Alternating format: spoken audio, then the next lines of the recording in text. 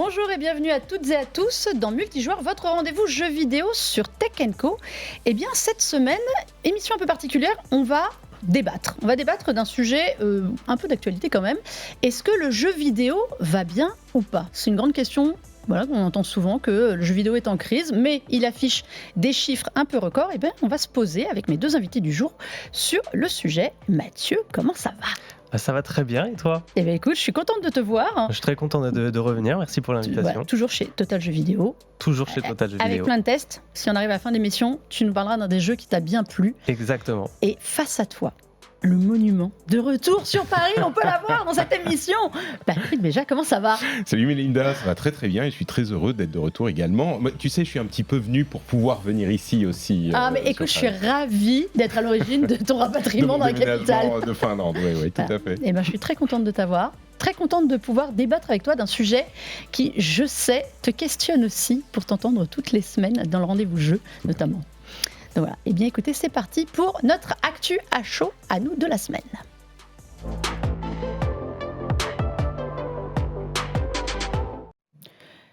Donc, je vous l'ai dit, on se pose la question, le jeu vidéo est-il en crise ? Pour vous donner une idée, selon Bain, alors ça fait toujours rire en français, Bain & Company, le jeu vidéo a rapporté 196 milliards de dollars en 2023, il en annonce 257 milliards en 2028. PwC, qui est aussi un institut qu'on voit souvent apparaître dans le jeu vidéo, parle lui d'un chiffre d'affaires mondial de 228 milliards, plus de 228 milliards en 2023 et d'un prévisionnel à 334 milliards en 2028, notamment porté par l'émergence du marché asiatique. C'est vrai, Patrick, que quand on entend ça, alors qu'à côté, on parle plus souvent de licenciement ces derniers temps, eh bien, qu'est-ce qu'il faut croire ? C'est un petit peu les deux en même temps, en fait. C'est une réponse de Normand, ça. Fais attention. Mais c'est vrai.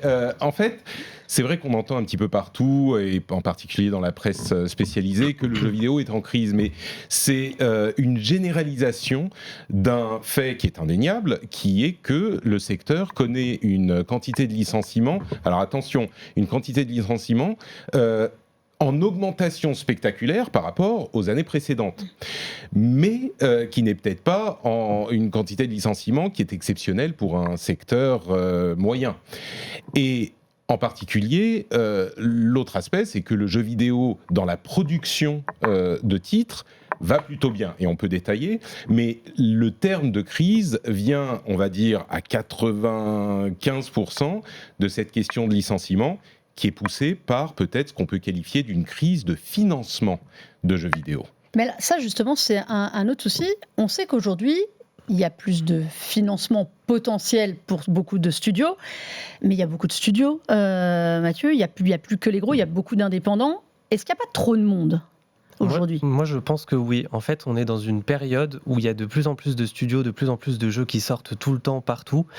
Et on est aussi sur des jeux qui nécessitent énormément, par exemple dans le cas des AAA, des quadruple-A, énormément de financement. Et au bout d'un moment, l'argent, il faut bien aller chercher quelque part. Et même si le jeu vidéo, comme l'a dit Patrick, fonctionne plutôt bien en termes de chiffres, l'argent n'est pas illimité. Et il y a forcément un moment où ça va coincer. Et je pense que c'est pour ça aussi que ça débouche d'un côté sur des licenciements, parce qu'il faut que les dirigeants aillent chercher de l'argent, aillent chercher des ressources quelque part, quoi. Et c'est particulièrement le cas parce qu'on a connu pendant la période du Covid un enthousiasme autour de ce secteur qui était un petit peu un entertainment de repli. On ne pouvait plus aller au cinéma, on ne pouvait plus... Et donc, il y a eu beaucoup d'argent qui est arrivé dans le jeu vidéo avec des investisseurs qui pensaient cet engouement pour le jeu vidéo qui est encore plus grand que ce qu'on a connu depuis 30 ans va s'installer même après la période Covid. Les choses se refroidissent un petit peu depuis 2 ans. Donc, pour faire bon élève devant la bourse et face à ce financement qui est un petit peu en retrait, les grandes sociétés en particulier, mais pas qu'elles, doivent dégraisser le mammouth, si on peut dire comme ça, et donc licencient, et ça se ressent également chez les producteurs, enfin les sociétés, les développeurs un petit peu plus modestes, qui ont du mal à aller chercher ce financement chez les éditeurs, chez les investisseurs habituels. Il y a aussi un point, 2023, ça a été une année extrêmement riche en jeux. On sait que, tu l'as dit, Covid, beaucoup de jeux ont été décalés. Tous les jeux sont sortis aussi. Est-ce qu'à un moment, il n'y a pas trop de monde, il n'y a pas eu aussi à dégraisser parce que on sait qu'un studio qui passe de 50 à 400 en période de pointe derrière, il y a 350 personnes dont on n'a pas besoin le reste du temps. Est-ce que ça explique pas aussi en partie les licenciements ? Ça, j'en suis pas convaincu parce que ça a toujours été le cas. Le développement de jeux vidéo est un développement cyclique. Enfin, le travail du jeu vidéo est cyclique. Quand il y a un projet qui sort, c'est un petit peu comme le cinéma, mais les sociétés, l'industrie est organisée différemment. On a des employés qui sont des employés, et c'est vrai que quand le jeu sort, on n'a plus besoin d'autant de monde. Mais ça a toujours été le cas. C'est le cas depuis, on va dire, avec. Est-ce que là, il n'y a pas eu justement une convergence de trop de projets en même temps qui fait que les chiffres. Il y a des studios, je suis d'accord avec toi, des studios qui ferment réellement. Enfin, Microsoft et Sony ont fermé des studios, pour le coup. On ne parle pas que de dégraissage de surplus de production. Moi, je n'ai pas l'impression que ça soit forcément la cause la plus importante de ces licenciements. Mais il faut garder à l'esprit que si cet aspect est important, ça ne veut pas dire que ce terme qu'on entend, la crise dans le jeu vidéo, est une crise généralisée de tout le secteur. C'est-à-dire que les jeux vidéo se vendent encore très bien. Il y a peut-être un ralentissement de la croissance du secteur, c'est vrai, mais c'est particulièrement choquant parce que le secteur est en croissance depuis 40 ans, depuis 30 ans ou 40 ans. Et aujourd'hui, on a peut-être atteint une taille ou un palier qui se fait sentir, mais l'industrie et l'art du jeu vidéo fonctionne très bien. Je veux dire, tu parlais de gros AAA dont les budgets explosent. On a aussi la distribution numérique qui a permis à des beaucoup plus petits studios d'exister, des studios moyens, des studios indépendants, qui depuis 10 ou 15 ans ont la possibilité d'accéder à un marché par la distribution numérique, qui mène à cette foisonnance incroyable de propositions, de types de projets. Donc, le jeu vidéo en tant que qu'art ou industrie n'est pas vraiment en crise. On est dans une situation qui, à mon sens, c'est mon analyse, qui est structurelle, qui est conjoncturelle, et qui, je crois, va passer. Et puis même, est-ce que je peux faire le poil à gratter un instant ? Vas-y, je sais que tu adores ça, vas-y. On parle en 2023 de 10 000 licenciements. Aujourd'hui, en 2024, on en est déjà à 10 000 en juin. Donc, c'est des chiffres évidemment plus que conséquent, et pour chaque personne impactée, c'est un drame personnel qu'on ne peut pas nier. Mais l'industrie du jeu vidéo, d'après les chiffres que j'ai pu obtenir, c'est environ 600 000 personnes dans le monde. 10 000 ou 20 000 par an, on est à 3%. Oui, ça reste comme le reste des industries. C'est ça. Moi, je ne suis pas un spécialiste de l'économie, mais on est sur BFM TV, on est des gens sérieux. Je pose la question, est-ce que 5%, on va dire, mettons les 30 000 ensemble, sur 2 ans, 5% de licenciement, est-ce que c'est un taux si incroyable qu'il justifie cette sorte de panique qu'on sent dans les commentaires ?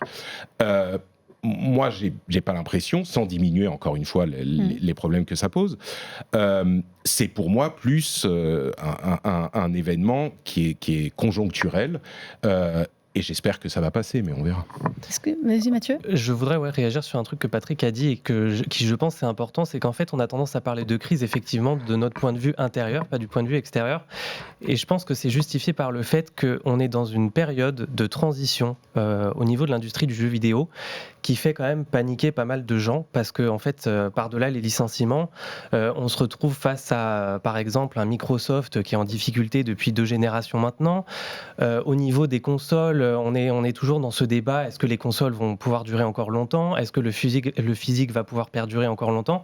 Et je pense qu'en fait, c'est un peu tout cet amas de sujets qui font qu'on est dans un tournant, on ne sait pas trop ce qui nous attend dans les années à venir, et c'est ce qui pousse aussi à amplifier le sentiment que le jeu vidéo est en crise, même si financièrement, ça va en réalité. On a parlé du modèle économique. Patrick, tu veux le dire ? Vas-y. Je ne suis pas d'accord sur le fait que tout à coup, ici, on est au bord, alors j'exagère un tout petit peu ce que tu dis, mais on est au bord d'un précipice et que tout va changer. Le jeu vidéo, c'est une industrie qui est incroyablement basée sur la technologie, et en technologie, tout change depuis des décennies. Le jeu vidéo s'est transformé à de multiples reprises, et on retombe sur ses pattes systématiquement, je pense. Alors peut-être que les consoliers sont obligés de sortir sur PC un petit peu aussi ensuite pour rentabiliser, mais on parle de la presse parfois, par exemple, qui est en crise, c'est vrai, mais c'est aussi parce que le jeu vidéo a été intégré dans la culture de la société, et les médias généralistes parlent aussi de jeux vidéo, et puis on a des gens plus spécialisés chez les influenceurs.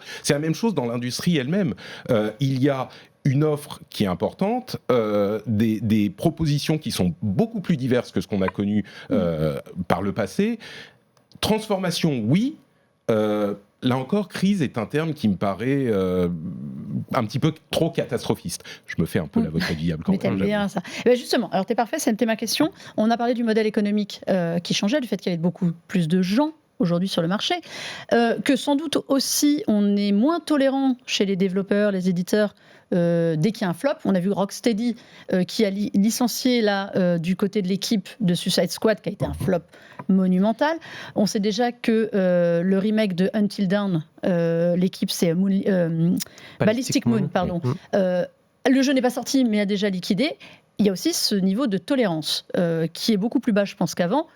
Est-ce que le profil des joueurs ne change pas et justement ne bouscule pas l'industrie, donc crise ou pas crise, mais parce que la crise elle est peut-être intérieure et nécessite un renouvellement. Parce qu'aujourd'hui, comme tu l'as dit, on a d'autres supports, il y a l'émergence du jeu mobile qui est une nouvelle entité. Est-ce que c'est pas le joueur qui fait changer ça finalement, Mathieu ? Je pense que ça y contribue parce que forcément, comme tu l'as dit, les éditeurs, le jeu vidéo, pour nous, c'est une passion, mais ça reste un business. Donc eux, il faut qu'ils fassent de l'argent, il faut qu'ils rentrent dans leurs frais. Et si les joueurs ne répondent pas présents, il faut qu'ils prennent des décisions. Ils ne peuvent pas se permettre de dilapider, comme on l'a dit, les jeux vidéo coûtent de plus en plus cher à produire. Là où il y a 1 ou 2 décennies, un échec, ça pouvait potentiellement se rattraper derrière. Là, on parle parfois de productions qui coûtent des centaines de millions de dollars à produire. Un échec, ça peut tuer un studio. On l'a vu par exemple chez Microsoft avec un Redfall qui a tué Arkane Austin. Donc je pense que oui, les joueurs, en fait, avec leur portefeuille, pour le coup, parlent et dictent un peu la façon dont se comportent les éditeurs. L'industrie a connu, comme on le disait, une croissance pendant des décennies. Maintenant, c'est la plus grosse industrie de divertissement du monde, qui fait plus que le cinéma, etc. C'est vrai que sur les gros budgets, quand tu mets 200 ou 300 ou plus millions sur un jeu, tu peux pas te rater. Vous parliez d'accident industriel, Suicide Squad, c'était incompréhensible la manière dont il a été poussé, C'est des erreurs qui viennent. Oui, mais là, il y avait et là, en plus, là, on pense qu'il y a une erreur stratégique d'orientation du jeu. Complètement. Non, mais c'est ça. C'est-à-dire que avec des enjeux aussi importants, on peut pas se planter. Et quand on se plante, il y a des conséquences qui sont dramatiques, plus qu'à l'époque où on faisait un jeu à 30 dans son salon et on le sortait en 2 ans. Ça, c'est évident. Le joueur a le choix aujourd'hui. Donc, on a dit console, PC, jeu mobile. Il y a aussi quelque chose qui a, à mon avis, un peu bousculé l'industrie, qui est l'arrivée des services en ligne, type Game Pass. À quel point ça change aussi la donne dans l'industrie, ça, Patrick ? À ce stade, moins qu'on aurait pu le penser il y a quelques années, et je pense qu'il y a une cause qui est très identifiable, même si beaucoup de gens n'y pensent pas, c'est, alors pour la personnifier, je dirais Phil Spencer. Le Game Pass, c'est le service d'abonnement de Microsoft, dont la promesse était de vous offrir, avec votre abonnement, tous les gros jeux que Microsoft développerait avec son acquisition de studios. Le problème, c'est que ça fait des années qu'ils acquièrent des studios, des années qu'ils auraient eu l'occasion de faire des gros jeux à succès qui feraient concurrence aux jeux de Sony ou même aux jeux de Nintendo, et on les a pas vus arriver. Ils vont tous arriver en même temps, surtout. Ils sont pas là. Non, mais ils sont pas là. Peut-être qu'ils arriveront plus tard, mais jusqu'à maintenant, et on est au milieu de la génération de consoles, c'est trop tard. Il s'est pas vendu assez de consoles, et ce Game Pass n'inclut pas des jeux qui auraient été. Alors, Halo Infinite, ça a pas été le succès qu'on espérait. Starfield, c'est pas le succès qu'on espérait. Je pourrais en citer d'autres. Donc, le Game Pass, en tant qu'abonnement avec plein de jeux sympas, c'est cool. Mais la promesse, c'était le Game Pass, c'est tous les gros hits Microsoft. Des hits, il y en a pas eu. Mais regarde, là, il y a le Call of qui va arriver, il y a le Indiana Jones qui va arriver. De fait, d'ailleurs, quand on parle de ça, le Game Pass change de formule miraculeusement au même moment. Est-ce que tu y crois à ces formules-là, Mathieu ? Est-ce que alors PlayStation Plus, qui est un modèle encore un peu différent, étrange, différent, qui cherche un peu, est-ce que ça, c'est une solution aussi pour les studios de survie, ou est-ce que ça leur porte un coup ? En fait, on entend un peu les deux sons de cloche. On a des studios, en général, les plus petits studios, qui disent que eux, ça leur est bénéfique parce que ça permet aux gens, en fait, qui ne veulent pas forcément mettre, même si c'est 20 €, ce qui n'est pas énorme pour un jeu, ils veulent pas mettre 20 € dans un petit jeu indé dont personne ne parle. Le Game Pass, ça leur donne l'occasion de s'ouvrir un peu et d'aller à la découverte de jeux qu'ils n'auraient jamais fait autrement. Après, par contre, là où ça peut être dangereux, c'est qu'effectivement, sur les gros hits, comme parlait Patrick, c'est pas rentable, en fait, quand tu dépenses des centaines de millions pour permettre aux joueurs de s'abonner pour, je sais pas combien c'est le Game Pass, mais on va dire, je sais pas, 15 €, quelque chose comme ça. Forcément, c'est pas viable. Et on voit que justement, là, Microsoft, en fait, eux-mêmes, ils sont perdus sur la formule parce que du Game Pass qui était censé permettre aux joueurs de jouer à tous les hits le jour de leur sortie. Là, c'est fini, ça. C'est le. C'est seulement sur l'Ultimate et plus sur le Game Pass de base. Il faut prendre la formule maximum, mais en même temps, du coup, ils changent la nature du Game Pass en créant une formule qui ne correspond pas à la philosophie du Game Pass. Donc j'ai l'impression que même Microsoft est un peu perdu par rapport à ça.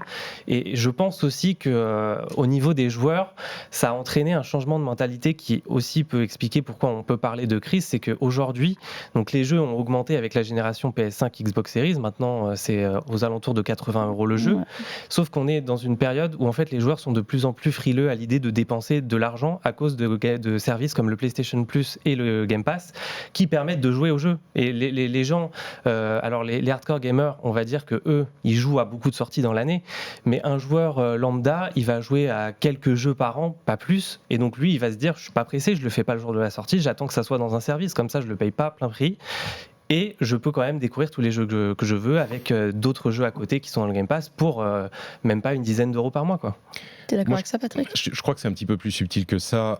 Si c'était vraiment le cas, effectivement, logiquement, on pourrait se dire, les joueurs savent que le jeu va arriver dans le Game Pass 3 mois, 6 mois plus tard, ou même dans le service de Sony, donc ils vont attendre. Sauf que ça se constate pas dans les faits. Les ventes records de jeux sont encore une réalité parce que dans ce foisonnement, et dans cette excitation peut-être poussée par l'immédiateté du net, etc., les joueurs veulent jouer au moment où le jeu sort, pour une bonne partie. D'ailleurs, les soldes ont toujours été une réalité.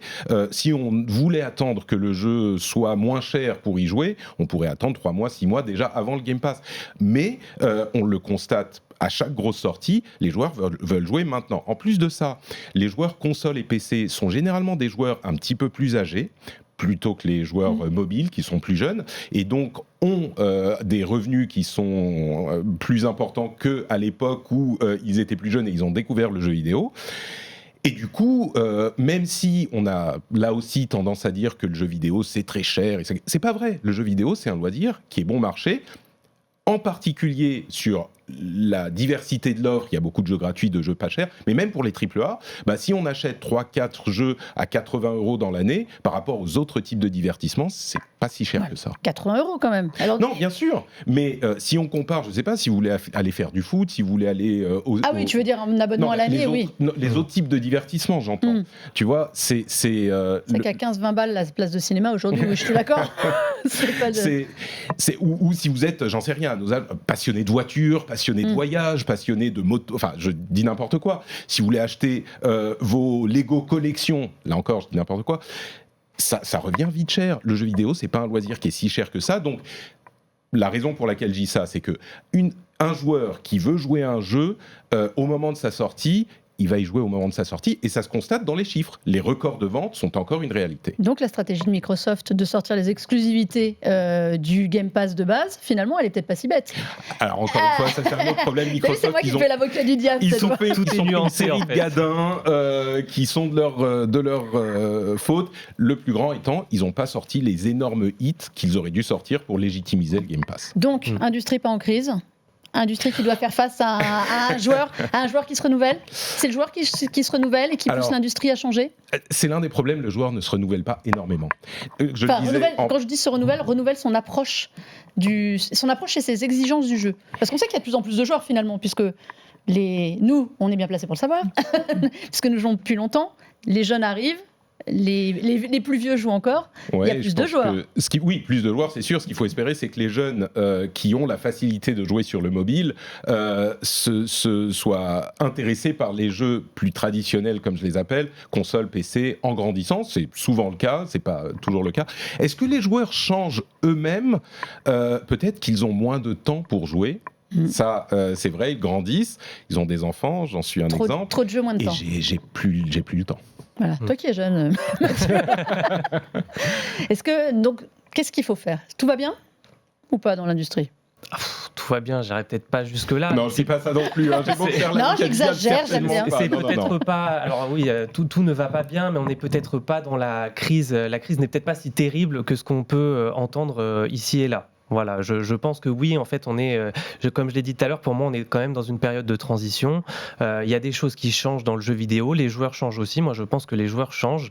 On vit à une époque où il y a de plus en plus de tentations un peu partout, d'activités à faire, de choses à faire, et comme tu l'as dit tout à l'heure aussi, de plus en plus de jeux qui sortent en même temps. Là, on le voit encore sur cette fin d'année, c'est l'enfer tellement il y a de jeux qui sortent, on n'aura pas le temps de jouer à tout. Donc oui, je pense que c'est un peu une période de transition et un peu tout change en fait. Et c'est ce qui peut donner cette impression que le JV est en crise, mais s'il était vraiment en crise, je pense qu'on le saurait. Il y a largement de quoi faire, on va vous le montrer. Merci messieurs pour ce petit débat, parce qu'ils ont aussi des recos jeux à vous faire, parce que l'industrie elle est peut-être en crise ou pas, mais il y a quand même des beaux jeux à faire. Donc on va passer à la partie à quoi on joue, vous allez voir, on va vous donner envie de jouer.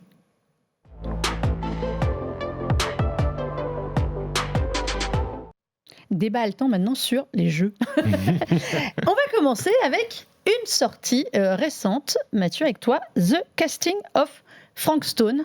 La scène est à toi, vas-y, pitch-nous le truc. Oui, alors The Casting of Frank Stone, c'est la dernière sortie du studio Supermassive Games, donc qui est essentiellement connu pour Until Dawn, mais qui a fait aussi toute l'anthologie des Dark Pictures, qui est sortie en 4 et qui est sur Little Nightmares 3, dont on a parlé récemment. Et qui est sur Little Nightmares 3 en ce moment, oui. Donc c'est un studio qui est spécialisé, on va dire, dans ce qu'on peut grossièrement appeler les jeux narratifs, les films interactifs, voilà, horrifiques, où en fait c'est le joueur qui contrôle le déroulement de l'histoire. Donc on suit une série de personnages et à des moments clés, on va avoir des choix à faire et c'est ce qui va déterminer dans quel sens l'histoire va partir, qui va survivre jusqu'à la fin, qui va mourir dans quelles conditions atroces, parce que les personnages peuvent mourir à n'importe quel moment, en sachant que dans ce genre de jeu, toute mort est définitive. L'histoire continue sans les personnages qui ont été tués. Supermassive. Voilà, Supermassive. Et donc là, on a affaire à un jeu en fait qui se démarque un peu du reste du catalogue du studio, puisque c'est un partenariat avec Behavior Interactive, qui est connu pour le jeu multijoueur asymétrique Dead by Daylight, dans lequel 4 joueurs survivants doivent réussir à échapper à un tueur. Voilà, qui est contrôlé lui aussi par le joueur. Et donc là, en fait, c'est un partenariat entre les deux studios qui ont décidé d'étendre un peu le lore de Dead by Daylight avec ce qu'on pourrait... Alors, je ne sais pas si on pourrait vraiment parler de préquel, d'origin story, mais il y a un petit côté comme ça avec l'histoire où on comprend en fait comment les tueurs et comment les survivants arrivent là où ils en sont dans Dead by Daylight, qui n'est pas un jeu très scénarisé puisque c'est un jeu multijoueur. Voilà, donc on a affaire à une formule alors classique dans le genre de Supermassive. C'est pas un jeu qui réinvente la roue, mais que personnellement j'ai beaucoup apprécié parce que on revient, enfin ça change un peu d'univers en fait, ça change un peu de monde par rapport à ce à quoi nous a habitué Supermassive avec les Dark Pictures ou même Until Dawn. Là, on a un peu de surnaturel, on a des personnages qui sont un peu moins clichés, je trouve. Alors, on a quand même quelques clichés, mais un peu moins clichés. On a une narration qui, je trouve, est peut-être la meilleure qu'on ait eue depuis Until Dawn et The Quarry. Parce que les Dark Pictures brillaient pas forcément toujours par leur scénario. Là, on a une histoire qui vraiment nous accroche jusqu'à la fin. Et la seule chose que je reprocherais peut-être, c'est qu'on est peut-être un peu trop passif dans l'expérience. C'est-à-dire que là où les jeux Supermassive nous ont habitués à une ribambelle de choix, d'embranchements et ce genre de choses, là on est peut-être un peu trop sur des rails jusqu'à la fin, où par contre à la fin les embranchements partent dans tous les sens. Je ne spoil pas. Voilà. Mais du coup, moi j'ai bien aimé. Je trouve qu'après les Dark Pictures qui étaient un peu redondants sur la fin, même si je les ai tous aimés, à part Man of Medan, le premier qui était vraiment pas bon. Mais on sentait quand même que le studio était enfermé dans sa formule, et là, le fait de mélanger son univers à lui avec Dead by Daylight, ça leur a permis un peu de sortir de ce carcan et de proposer quelque chose un peu de sang frais, sans mauvais jeu de mots. Patrick, tu l'as fait ou pas encore celui-là ? Alors moi je suis team Chocotte. Ah ben t'es comme moi, voilà, bon, on se comprend. On se comprend. Pas, c'est pour ça que d'ailleurs tu m'as fait une suggestion. Tu m'as fait 2 suggestions.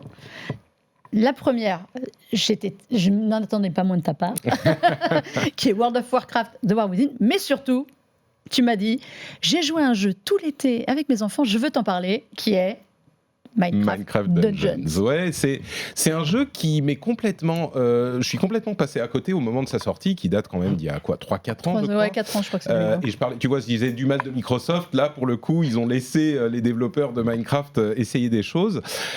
Et c'est un jeu qui est, on va dire, un hack and slash, un action RPG, un Diablo-like, mais dans l'univers de Minecraft, est vraiment pensé pour pouvoir être joué par les plus jeunes. Et moi, voulant jouer à Diablo 4, j'ai travaillé pour Blizzard Entertainment dans une autre vie, donc voilà, World of Warcraft, Diablo, c'est un petit peu des choses qui me plaisent. Mais je voulais jouer à Diablo 4. Avec les enfants, c'est un petit peu compliqué quand même. C'est pas forcément. On est plus surtout le The Vessel of Etrail là qui arrive. Ça va être compliqué avec les enfants. C'est difficile. Donc et mon fils jouant un petit peu, qui a 6 ans, jouant un petit peu à Minecraft. Je me suis dit, tentons, ressortons du placard Minecraft Dungeons. Et il se trouve que le jeu est formidable. Il est suffisamment simplifié pour qu'il soit vraiment accessible par les plus jeunes. Mon fils de 6 ans s'en sort très bien. Alors peut-être pas toutes les complexités du build crafting et des synergies d'objets et tout ça. Même ma fille de 3 ans, à laquelle je peux pas dire non. Ton frère joue, toi tu restes dans le voilà. Donc elle prend la manette, on lui dit viens par là. Non mais viens vraiment par là. C'est un petit peu compliqué parfois, mais elle y arrive. Et puis surtout, le plaisir de ce type de jeu est complètement préservé. C'est-à-dire que on fait des niveaux. On les refait à l'envie, et on a des nouveaux objets qui changent la manière dont on va jouer, des armes différentes, qui ont des pouvoirs différents, des artefacts qui vont nous permettre de lancer des sorts différents, et on a cette envie constante de faire un niveau de plus pour avoir des objets plus puissants, des combinaisons d'objets qui sont plus efficaces, etc. Et j'y prends un vrai plaisir, et ça me permet de partager ce type de jeu avec mon fils dans un contexte, un environnement qui sont tout à fait adaptés à son âge. Donc, c'est un jeu qui, en plus, est dans le Game Pass. Bon, vous pouvez rajouter des DLC ensuite, évidemment. Il avait joué chez son pote, donc il en a eu envie. Il a payé avec ses sous. Il n'avait pas beaucoup d'argent, mais il a tout investi. Et du coup, c'est complètement ce type de plaisir de jeu de ces Diablo-like dans un environnement qui convient aux enfants. Donc, je le recommande. C'est un jeu qui a quelques années, mais qui est dans le Game Pass, comme je le disais. Donc, tous les abonnés Game Pass, dont je fais partie depuis le début, j'ai beau en dire du mal, y ont accès. Donc, si vous avez des enfants en particulier. Tout seul, sans enfants, je dirais... Il y a d'autres options. Voilà, peut-être. Il y a ou Path of Exiles ou d'autres, il y en a plein. Mais avec les enfants, je pense que ça pourrait être un moyen de les initier à ce type de jeu et de prendre du plaisir comme ça. Voilà, la reco familiale de la semaine de Patrick, c'est Minecraft de jeunes. Je prends 35 secondes pour vous parler, moi, d'un jeu qui est sorti fin août, un peu discrètement, qui s'appelle Dustborn. Dustborn, c'est une action-aventure narrative qui mise énormément sur sa DA.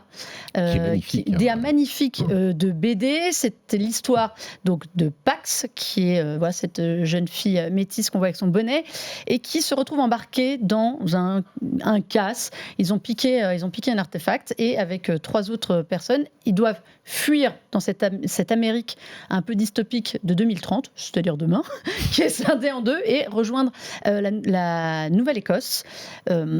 Et leur point à eux, c'est que ce sont des anomes, c'est-à-dire des gens, des déviants quelque part, qui ont des pouvoirs dans la voix. Alors pourquoi pouvoir dans la voix ? C'est-à-dire dans la voix, ils vont pouvoir agir sur les gens, leur faire ce qu'ils veulent. Et c'est assez intéressant parce que la voix, c'est le cœur du jeu.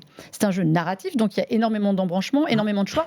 Et mon astuce, il faut laisser parler les personnages dedans, les écouter, puisque les choix évoluent en fonction de ce que vous leur avez laissé dire et la façon dont vous avez interagi. Ça, c'est pour le partie gameplay. C'est pas, il y a des petites phases de combat. Mathieu, je sais que tu l'as fait aussi. Phases de combat, des phases de mini-jeux, façon un peu Guitar Hero. Vous appuyez sur des boutons en rythme pour la musique. Ça n'a pas un intérêt fou, sauf à un moment. On tourne très vite dans l'histoire, on tourne vite en rond. C'est un jeu qui n'a pas fonctionné. On va le dire clairement, qui n'a pas fait beaucoup parler de lui. Et pourtant, il avait beaucoup d'arguments. Visuellement, la narration est très bien faite. Je pense qu'il a un défaut, c'est un studio qui s'appelle, donc je vais retrouver le nom, Red Thread Games, qui est édité par Spotlight, le label de Quantic. C'est un jeu qui veut un peu dénoncer plein de choses et qui se perd dans ces dénonciations donc, de cet autoritarisme américain qui veut faire écho à un autoritarisme ici, donner de la voix quand on est un peu différent. Donc ça parle à une certaine jeunesse à qui on dit donner de la voix. Voilà, je trouve que c'est dommage. Les personnages sont parfois un peu trop clichés en voulant être dans l'air du temps. J'ai fini le jeu, je dis ça, mais j'ai fini le jeu. Je suis allée au bout du jeu, il y a plusieurs fins. J'ai presque envie de te dire... La sauce prend pas, quoi. Elle pourrait. Il manque pas grand-chose pour parler au quadrat. Voilà, dont je fais partie et ne pas avoir l'impression d'avoir un jeu qui s'arrête à 30 ans. Je trouve ça juste dommage. Je leur ai dit, je trouvais ça dommage. Il y avait plein de choses, plein de bonnes idées. On parlait du Game Pass. C'est un jeu qui, pour moi, mériterait une seconde vie dans le Game Pass pour s'attirer plus de gens. Mathieu, est-ce que tu es à peu près d'accord avec ce que j'ai dit ? Je suis complètement d'accord avec ce que tu as dit. C'est pas un jeu qui est... alors moi, j'ai pris du plaisir à le faire, mais effectivement, c'est pas un jeu qui restera dans les annales, je pense, parce que effectivement, en fait, alors au niveau du gameplay, on tourne assez vite en rond. L'histoire est quand même intéressante à suivre, même si... Elle est pas mal foutue l'histoire, oui, en plus, cette histoire à travers... Voilà, ils doivent passer dans une nouvelle partie des États-Unis parce qu'il y a des guerres de clans. Les États-Unis ont été coupés en deux. Oui, voilà, c'est un espèce de road trip entre amis. On finit par s'attacher à cette petite bande, même si, comme tu l'as dit, ils sont un peu clichés. Moi, ce que je lui reprocherais surtout, c'est en fait de manquer de subtilité dans son propos. C'est-à-dire que c'est un jeu qui a voulu être inclusif, ce qui est une très bonne chose. Mais c'est martelé à tous les coins de rue. Tout va et ça manque de subtilité, du coup ça perd un peu la force du propos, quoi. Ouais, c'est ça, je trouve tout à fait. Mais j'ai presque envie quand même de vous dire que dès qu'il sera en baisse de prix, de le faire parce qu'il y a vraiment une proposition qui était super intéressante. C'est paradoxal. Mais on n'a pas le temps, il y a tellement de jeux, il y a des jeux tout le temps. Là, mais allez sur le Game Pass, Dustborn, va sur le Game Pass. Tu sais, la conclusion, c'est peut-être que la différence, et on rejoint ce que tu disais, c'est plus des questions d'argent, c'est des questions de temps. La nouvelle monnaie aujourd'hui, c'est le temps. On n'a pas le temps, il y a trop de choses à faire. Il y a trop de choses bien, il y a trop de choses merveilleuses. Et surtout en cette fin d'année. Voilà. Et nous aussi, on manque de temps et c'est terrible comme à chaque fois dans cette émission. Voilà, je l'aurais placé comme ça. Merci beaucoup, messieurs, d'être venus débattre ici avec moi. Patrick, je suis ravie de te revoir. On te retrouve dans le rendez-vous tech le mardi, le rendez-vous jeu le jeudi. Exactement, 2 podcasts sur toutes vos apps de podcast où j'essaye de me faire l'avocat du diable de temps en temps, en plus de vous résumer les news. Exactement, à ne pas manquer. Mathieu, écoute, j'étais contente de te raccueillir dans cette émission. On te lit sur Total Jeux Vidéo. Total Jeux Vidéo et tous les magazines qui vont avec, 110% PlayStation, Top Jeux Vidéo, Vidéo Gamer Rétro, j'écris un peu partout. Il n'arrête pas, et voilà. Et nous, vous nous retrouvez en multidiffusion, évidemment, sur la chaîne Tech & Co, sur le site Tech & Co, sur la chaîne YouTube, nous y en est partout, et sur RMC BFM Play, la plateforme de replay du groupe, et évidemment, pour faire de la concurrence à Patrick, en podcast partout, mais en dure moins longtemps. Voilà, et en tout cas, on espère vous avoir donné un tour d'horizon de l'état de l'industrie du jeu vidéo, puis voilà, quelques recos comme toutes les semaines, et on se dit à très vite, parce qu'il y a encore plein de jeux qui arrivent d'ici la fin de l'année, on vous l'a dit, gardez du temps, il y a de quoi faire. Allez, à très vite.